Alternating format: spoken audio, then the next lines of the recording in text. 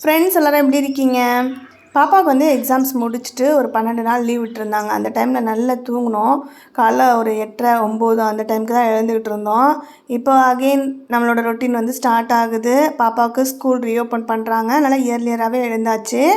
Lunch and பிரேக்ஃபாஸ்ட்டுக்கு வந்து பாப்பாவுக்கு ஒரே தான் சாதமும் முட்டை தொக்கும் வந்து ரெடி பண்ணிகிட்ருக்கேன். பாப்பா வந்து ஸ்கூலில் விட்டுட்டு வந்து அதுக்கப்புறம் எங்களுக்கு லஞ்சுக்கு வந்து நான் ரெடி பண்ணிக்குவேன். கிச்சனில் வந்து பேண்ட்ரி ஆர்கனைசேஷன் வேலையும் பெண்டிங் இருந்ததா, அதுவும் இன்றைக்கி பண்ணுற பிளானில் வச்சுருந்தேன். அதனால் பாப்பாவை ஸ்கூலில் விட்டு வரப்போ அப்படியே கிராசரிஸும் கொஞ்சம் வாங்கிட்டு வரணும் அப்படின்ட்டு பிளான் பண்ணி லிஸ்ட் எடுத்துகிட்டு போயிருந்தேன். வெனஸ்டே அப்போ தான் பாப்பாவுக்கு ஸ்கூல் தொடங்கியிருந்தாங்க. அதனால் வெனஸ்டே யூனிஃபார்மில் கிளம்பியாச்சு. ஸ்கூலில் என்ட்ரு ஆகிறப்ப வெல்கம் பேக் டு ஸ்கூல் அப்படின்னு போட்டிருந்தாங்க. அம்மா என்னம்மா எழுதியிருக்காங்க அப்படின்னு கேட்டுகிட்டே வந்துட்டு இருந்தாங்க. அவங்க கிளாஸ் வந்துருச்சு. அவங்க ஆர்வமாக கிள்ளி குதிச்சு ஓடுறாங்க. செகண்ட் ஈலேருந்து தேர்ட் ஈக்கு ப்ரொமோட் ஆகி வந்தாச்சு. ஃபர்ஸ்ட் டேன்னு இல்லை, எப்போவுமே நான் கொஞ்சம் இயர்லியராகவே பாப்பாவை ஸ்கூலில் விட்டுருவேன். 8:45க்கு தான் ஸ்கூல் டைமிங். நான் வந்து 8 o'clock வீட்டிலேருந்து கிளம்பிடுவோம். 10 minutesக்குள்ளே நம்ம ஸ்கூலில் ரீச் ஆகிடுவோம். இன்றைக்கி வந்து ஃபஸ்ட் ஆளாக போயாச்சு அப்படின்னா நான் மேலே ஃபஸ்ட் டே எந்த கிளாஸ்ன்னு தெரியாதுன்றதுனால நான் மேலே வரைக்கும் அழைச்சிட்டு போயிருந்தேன். இல்லைனா கீழே விட்டாவே அவங்களே போயிடுவாங்க. பேண்ட்ரி யூனிட் மட்டும் தான் கிச்சனில் வந்து பெண்டிங் இருந்தது. ஏற்கனவே கிச்சன் ஆர்கனைசேஷன் வீடியோ வந்து போட்டிருந்தேன்ல, அதிலே வந்து பார்த்திங்கன்னா நம்ம பேண்ட்ரி யூனிட் தவிர்த்து மற்ற இடத்துலலாம் எப்படி ஆர்கனைஸ் பண்ணியிருக்கோம் அப்படின்றதெல்லாம் கவர் பண்ணிட்டேன். அந்த வீடியோ பார்க்கலன்னா லிங்க் வந்து டிஸ்கிரிப்ஷனில் கொடுக்குறேன், செக் பண்ணி பாருங்கள். கொஞ்ச நாளாகவே வந்து கிச்சன் க்ளீன் பண்ணணும் அப்படின்னு பிளானில் இருந்ததுனால கிராசரிஸ்லாம் காலியாகிறப்ப கண்டெய்னர்ஸ்லாம் வாஷ் பண்ணிவிட்டு அப்படியே எம்டியாகவே வச்சுருந்தேன், ரீஃபில் பண்ணாமல். மொத்தமாக எல்லாத்தையும் சேர்த்து க்ளீன் பண்ணிவிட்டு அப்புறம் வந்து நம்ம ஆர்கனைஸ் பண்ணிக்கலான்ட்டு. இந்த 4 கண்டெய்னர்ஸும் ரீசெண்டாக ஷாப்ஸி ஆப்போட ப்ரொமோஷன் வீடியோக்காக நான் வந்து வாங்கியிருந்தேன். நிறைய பேர் அந்த வீடியோ பார்த்துட்டு ரேட் அதிகம் அப்படின்னு சொல்லியிருந்தீங்க, மீஷோவில் கம்மியாக இருக்குன்னு சொல்லியிருந்தீங்க. ரொம்ப யூஸ்ஃபுல்லான ப்ராடக்ட் இது. நீங்கள் யாராவது வாங்கணும் அப்படின்ற ஐடியாவில் இருக்கீங்கன்னா நீங்கள் செக் பண்ணி பாருங்கள். மீஷோவில் கம்மியாக இருக்குன்னு நிறைய ஃப்ரெண்ட்ஸ் சஜஸ்ட் பண்ணியிருந்தாங்க. நான் இதில் வந்து கடுகு, சீரகம், சோம்பு, மிளகு இது 4 தான் வந்து போட்டு வைக்கிறேன். மெயினாக வந்து தாளிப்புக்கு வந்து கடுகு, சீரகம், சோம்பு தான் நான் அடிக்கடி எடுக்கிறது. அதை வந்து நான் வந்து ஒரு ஸ்பூன் வச்சு அளந்து அந்த மாதிரிலாம் எடுக்க மாட்டேன். கண்டெய்னர் ஓப்பன் பண்ணி டக்குனு கையில் கொஞ்சமாக சச்சு விட்டு அப்படியே போட்டுருவேன். இப்போ வந்து இன்னுமே ஈஸியாக இருக்குது. லிட்டை மட்டும் லைட்டாக ஓப்பன் பண்ணிவிட்டு தாளிக்கிறப்ப அப்படியே எண்ணெய் சட்டியில் அப்படியே லைட்டாக கொட்டி விட்டுக்கலாம். அது எனக்கு பழகிருச்சு. ஏற்கனவே வந்து பார்த்திங்கன்னா இதே மாதிரி ஒரு 2 கண்டெய்னர் நீங்கள் பார்த்துருப்பீங்க நிறைய வீடியோஸில். எல்லோ கலர் லிட்டோடு இருக்கும். அதில் ஒன்றில் வந்து மஞ்சள் தூளும் ஒன்றில் மிளகு தூளும் கொட்டி வச்சுருக்கேன். ரெகுலராகவே வந்து சமைக்கிறப்ப மஞ்சள் தூள் வந்து அந்த லிட்டை வந்து ஓப்பன் பண்ணி அப்படி தான் கொட்டி விட்டு தான் யூஸ் பண்ணிகிட்ருக்கேன். இது மசாலா ஐட்டம் போட்டு வைக்கிறதுக்கு யூஸ் பண்ணிக்கலாம். 50 கிராம் வரைக்கும் இதில் வந்து நம்ம நிரப்ப முடியும். தனி மிளகாய் தூள் வந்து இப்போ அதிகமாக நான் வறுவலுக்குலாம் எடுப்பேன். அப்போ கொஞ்சமாக தான் நான் ஆட் பண்ணுவேன். அதுக்கு இந்த மாதிரி ஒரு கண்டெய்னர் தான் நல்லாயிருக்கும்னு தோணுது. குழம்பு மிளகாய் தூள்லாம் பல்க் குவான்டிட்டி வந்து நம்ம ஸ்டோர் பண்ணுறப்ப இதெல்லாம் வந்து பத்தாது. அதெல்லாம் பெரிய கண்டெய்னரில் வச்சுட்டு அது ஸ்பூன் வச்சு ஈரப்படாமல் தான் வந்து நம்ம போடுற மாதிரி இருக்கும். சமைச்சிட்டு இருக்கப்போ வந்து நம்ம இதை சாய்ச்சி கொட்டுறதுனால அந்த ஆவி பட்டு கெட்டிப்படுமா அப்படின்னு கேட்டிங்கன்னா, எனக்கு இது வரைக்கும் மஞ்சள் தூளில் அந்த ப்ராப்ளம் வந்ததில்லை. மிளகு தூளும் அது மாதிரி ப்ராப்ளம் எதுவுமே ஆனதில்லை. ஆனால் நான் ஒரு வீடியோவில் வந்து பார்த்தேன், அந்த மாதிரி மசாலாலாம் அவங்க அந்த மாதிரி வச்சு கொட்டுறப்ப அந்த ஆவி பட்டு மூடியில் வந்து லிட்டில் வந்து அந்த ஈரப்பதம் வந்து இருக்கிறதுனால மசாலா வந்து கெட்டிப்படுற மாதிரி. அது மாதிரி எனக்கு இந்த ப்ராப்ளமும் இது வரைக்கும் வந்ததில்லை. நான் ரொம்ப வருஷமாக அந்த மாதிரி யூஸ் பண்ணிகிட்ருக்கேன். மஞ்சள் தூளும் குழம்பு மிளகாய் தூளும். மற்ற மசாலாலாம் நம்ம இதுக்கப்புறம் போட்டு யூஸ் பண்ணால் நான் ரிவ்யூ வந்து ஷேர் பண்ணுறேன். ஏற்கனவே ஃபுல்லாக இந்த கண்டெய்னர்ஸில் லிட்லலாம் கொஞ்சம் டஸ்ட்லாம் இருந்தால் அதை மட்டும் அப்படியே அவுட் சைடில் மட்டும் தொடச்சி விட்டுக்கிறேன் இந்த வைப்ஸ் வச்சு. இது வந்து சர்ஃபேஸ் க்ளீனிங் வைப்ஸ்ன்னு சொல்லிட்டு நம்ம அமேசான்லேருந்து வாங்கியிருந்தது தான். ஒரு பேக்கில் வந்து 60 வைப்ஸ் இருக்கும். 5 பேக்ஸ் காம்போவாக வந்து 300 சம்திங் அதோட ப்ரைஸு.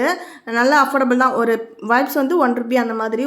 ரெகுலராக வந்து ஒரு நாளைக்கு நான் ஒரு 2 வைப்ஸ் அந்த மாதிரி எடுத்தேன்னா காலை எல்லா வேலையும் முடிச்சதுக்கப்புறம் டிவி யூனிட் டைனிங் டேபிளாக துடைக்கிறதுக்கு ஒரு வைப்ஸ் யூஸ் பண்ணிக்குவோம். அப்புறம் கிச்சனில் கவுண்டர் டாப்பு ஸ்டவ் அதெல்லாம் துடைக்கிறதுக்கு ஒரு வைப்ஸ், அவ்வளோதான். இதுக்கு முன்னாடி வீடு ஃபுல்லாக க்ளீன் பண்ணப்போ கூட வந்து ஒரு 20 வைப்ஸ் அந்த மாதிரி தான் நான் யூஸ் பண்ணியிருப்பேன் ஒரே நாளில். அதான் ஹையஸ்ட்டு. அப்போ ரெகுலராக யூஸ் பண்ணி ஒரு 6 மந்த்ஸ்க்கு ஒரு 5 பேக் வந்து நம்மளுக்கு ஒரு ₹300 அப்படின்றப்ப கண்டிப்பாக நல்லா அஃபோர்டபுள் தான் எனக்கு தோணுது. கிளாஸ் கண்டெய்னர்ஸை பொறுத்த வரைக்கும் எனக்கு வந்து எப்போவுமே ஒரு அட்வான்டேஜ்னு தோணுன விஷயம் வந்து க்ளீனிங் தான். ரொம்ப ஈஸியாக இருக்கும் ஸ்டெயின்லெஸ் ஸ்டீல் கண்டெய்னர்ஸை கம்பேர் பண்ணுறப்ப. அதே மாதிரி நம்மளுக்கு எல்லாமே விசிபிளாக இருக்குன்றனால ரொம்ப நேரம் டைமிங் எடுக்காது. சமைக்கிறப்ப தேடிட்டு இருக்க வேண்டியதில்லை. எல்லாத்துக்கும் ஸ்டிக்கரிங் பண்ணணுன்ற அவசியம் இல்லை. பார்த்ததுமே நம்மளுக்கு எல்லாமே தெரியும். இந்த பெரிய இப்போ வந்து க்ளோஸ் பண்ணிட்டுருக்கேன்னா இந்த கண்டெய்னர் அது ரெண்டும் 1500 ml. அதுக்கப்புறம் இது வந்து அதே மாதிரி கிட்டத்தட்ட 1 கிலோ அளவுக்கு பிடிக்குது. டிமார்ட்டில் வாங்கினது 3 தான். நம்மளுக்கு 1 கிலோ வாங்கினா கொட்டி வைக்க முடியும். மற்ற கண்டெய்னர்ஸ் அந்த ஒயிட் லிட்டோட நீங்கள் இதுக்கு முன்னாடி பார்த்தீங்களா பெரிய கண்டெய்னர்ஸ், அது எல்லாமே 3/4 கிலோ வரைக்கும் தான் பிடிக்கும். 1 கிலோ வாங்கினோன்னா அதில் கொட்டி வைக்கிறதுக்கு சிரமமாக இருக்கும். அதை விட சின்ன கண்டெய்னர்ஸ்னு பார்த்தீங்கன்னா அது 350 ml. அதில் இப்போ நான் 1/2 கிலோ வாங்குறது எல்லாத்தையுமே இந்த 3/4 கிலோ கண்டெய்னராக தான் வந்து நான் கொட்டி வச்சிட்ருக்கேன். இப்போ 1/4 கிலோ அந்த மாதிரி வாங்குறத வந்து அந்த குட்டி குட்டி 350 ml கண்டெய்னர்ஸில் வந்து போட்டுடுறேன். சீரகம், மிளகு, சோம்பு, கடுகு அதெல்லாம் 50 கிராம்ஸ் தான் வாங்குவோம். அதுக்கு இந்த கண்டெய்னர்ஸ் கரெக்டாக இருக்குது. அதே மாதிரி 50 கிராம்ஸ் பிடிக்கிற மிளகுத்தூள், மஞ்சள் தூளுக்கு இது கரெக்டாக இருக்குது. துவரம்பருப்பு, ஜீனி, உளுந்து, பாஸ்மதி அரிசி, பச்சரிசி, அப்புறம் புளி இதெல்லாம் ஸ்டோர் பண்ணுறதுக்கு எப்படி இருந்தாலும் ஒரு 1.5 கிலோ கண்டெய்னர்ஸ் வந்து தேவைப்படும். பெரிய கண்டெய்னர்ஸாக கிளாஸில் வச்சோன்னா அதை ஹேண்டில் பண்ணுறதுக்கு கஷ்டமாக இருக்கும் தான் இவ்வளோ நாள் ஸ்டெயின்லெஸ் ஸ்டீலில் வச்சுட்ருந்தேன். ஆனால் அது வந்து எனக்கு எது இருக்குன்னு பார்க்க முடியாது, ஸ்டிக்கரிங் பண்ணுறது அந்த வேலை இருந்துகிட்டு இருந்துச்சு. அது க்ளீனிங்கும் கொஞ்சம் சிரமமாக இருக்க மாதிரி இருந்துச்சு. அதனால் இப்போ அதை யூஸ் பண்ணாமல் நான் ஓரம் கட்டிட்டேன். கவரோடே வச்சுக்கிறது கொஞ்சம் காலியானதுக்கப்புறமா இந்த கண்டெய்னர்ஸில் ஃபில் பண்ணி அப்படி தான் யூஸ் பண்ணிகிட்ருக்கேன். இப்போ வந்து கொஞ்சம் பெரிய கண்டெய்னர்ஸ் ஒரு செட் ஆஃப் 6 வந்து வாங்கி பக்கத்துலேயே ஸ்டவ்வுக்கு நியர்பையில் இருக்க மாதிரி வச்சுக்கலாம், எடுக்கிறதுக்கும் ஈஸியாக இருக்கும். அந்த மாதிரி நினச்சிட்ருக்கேன், பார்க்கலாம். இப்போ வந்து ஒரு 90% கிட்ட வந்து பேண்ட்ரி யூனிட் ஆர்கனைஸ் பண்ணிட்டேன். ஒரு ரவுண்ட் அப்படியே வீடியோவில் பார்க்கலாம், எப்படி கொஞ்சம் கிளம்ஸியாக இருக்கா, எப்படி ரீஅரேஞ்ச் பண்ணலாமா ஏதாவது அப்படின்ற மாதிரி பார்த்துட்டு அதுக்கப்புறம் ஒரு சில சேஞ்சஸ் பண்ணி திருப்பி பேலன்ஸ் இருந்ததே அடுக்கி முடிச்சாச்சு. இப்போ நான் உங்களுக்கு ஓப்பன் பண்ணிவிட்டு காட்டுறேன் இது எங்கே இருக்குது அப்படின்ட்டு.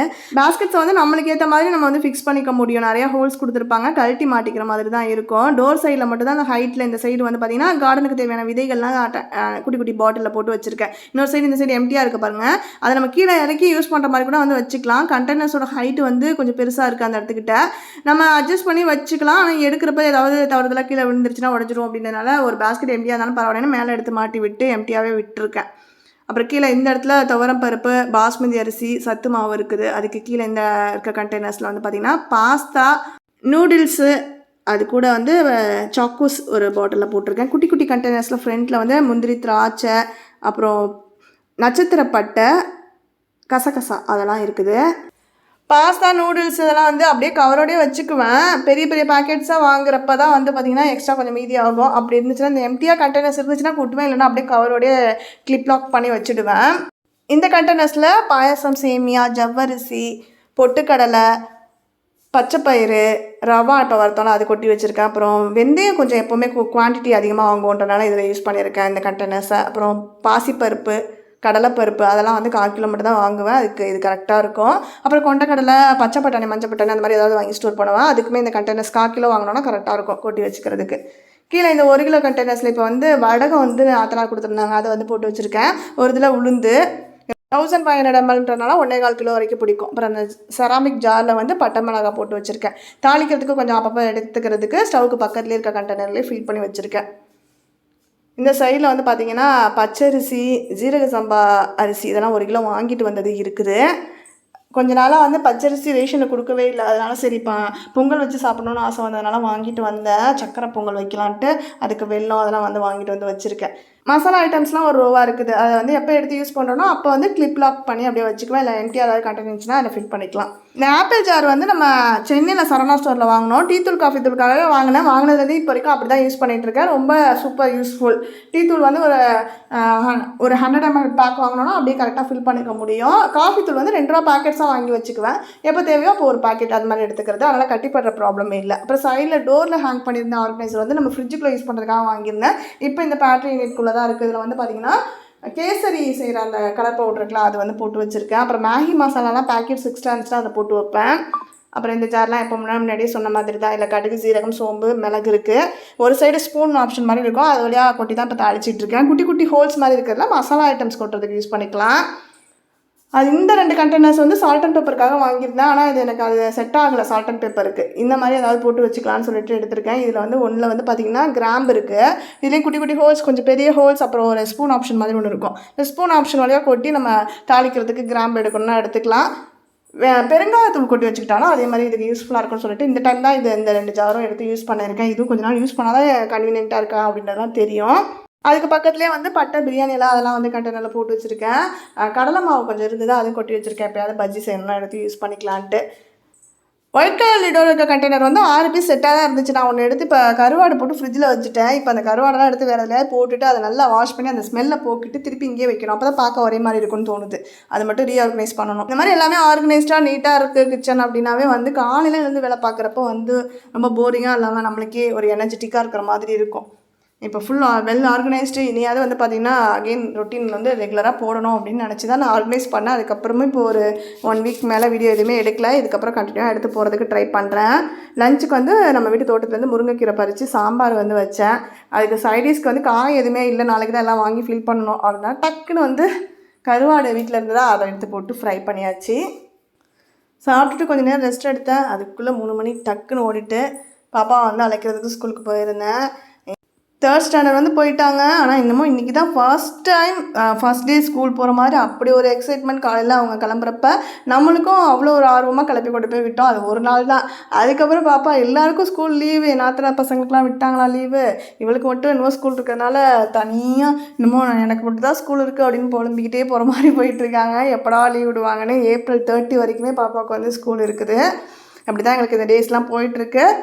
உங்கள் வீட்டு குட்டீஸ்க்கெல்லாம் வந்து ஸ்கூல் லீவ் விட்டாச்சா, எப்படி போயிட்டுருக்கு அப்படின்றதெல்லாம் கமெண்ட் செக்ஷனில் சொல்லுங்கள். இதோட இந்த வீடியோ எண்ட் ஆகுது. நெக்ஸ்ட் வீடியோவில் மீட் பண்ணலாம். அது வரைக்கும் பை, டேக் கேர் ஃப்ரெண்ட்ஸ்.